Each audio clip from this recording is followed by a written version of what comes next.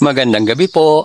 Ngayon, ang ating pag-uusapan ay ang paksang ang kalikasan ng Diyos.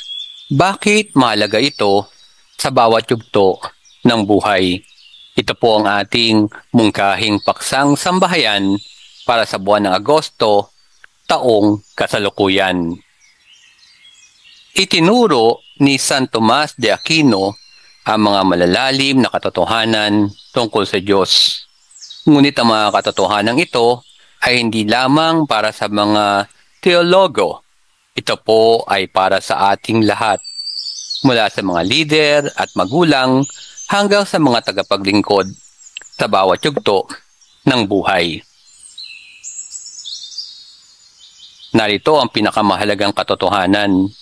Ang Diyos ay hindi lamang tulad ng kabutihan, pag-ibig o buhay. Siya mismo ang mga ito. Hindi siya napapagod. Hindi nagbabago ang isip. Hindi nagkakaroon ng araw ng pahinga.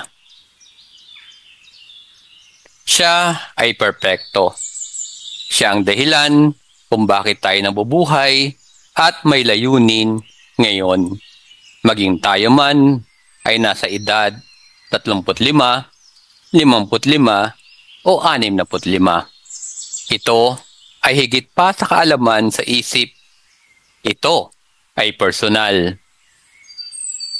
Minamahal tayo ng Diyos ng buo, hindi dahil sa ating ginawa, kundi dahil ito ang kanyang kalikasan.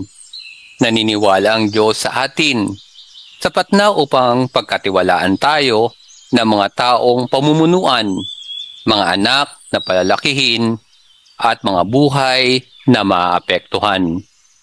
May plano ang Diyos na nagaganap sa atin at ito'y umuusad, anuman ang ating edad, nakaraan o yugto ng buhay.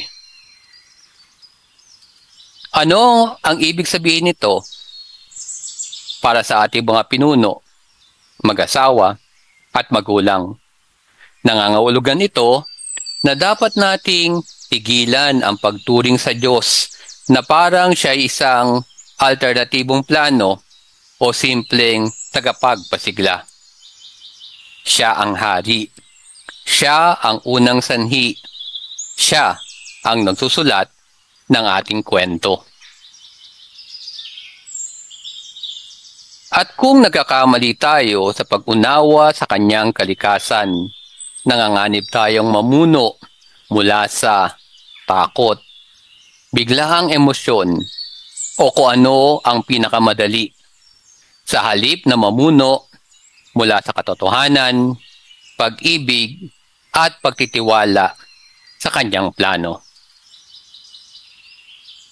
Ang mga aral para sa buhay: kung ang Diyos ay hindi nagbabago, titigil tayo sa pagiging aligaga kapag ang mga bagay sa paligid natin ay nagbabago.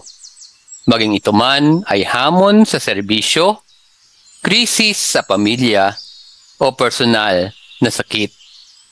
Kung ang Diyos ay perpektong kabutihan, titigil tayo sa pakiramdam na kailangan nating patunayan ang ating sarili. Ang kailangan lang ay maging tapat sa kanyang kalooban.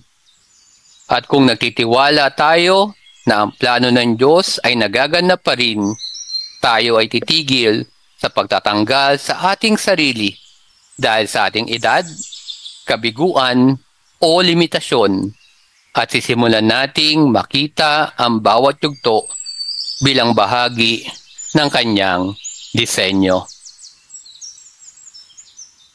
Narito ang isang nakapagpapakumbaba at nakapagpapalayang bahagi.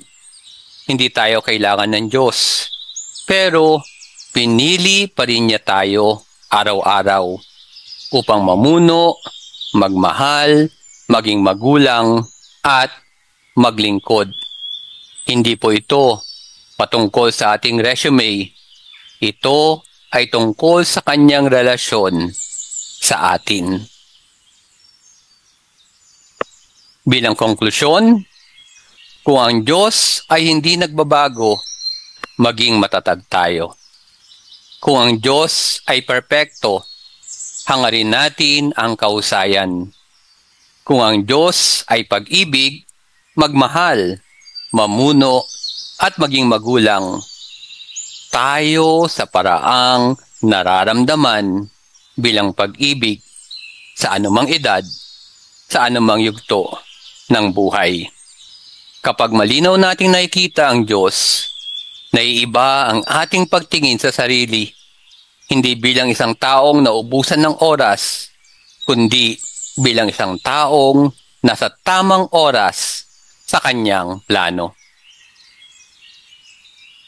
Ang mga tanong po para sa ating talakayan: kung ang pag-ibig at plano ng Diyos para sa atin ay hindi tumitigil, ano ang isang bagay na pinipigilan mo sa sarili mong gawin dahil pakiramdam mo ay huli na o hindi ka sapat?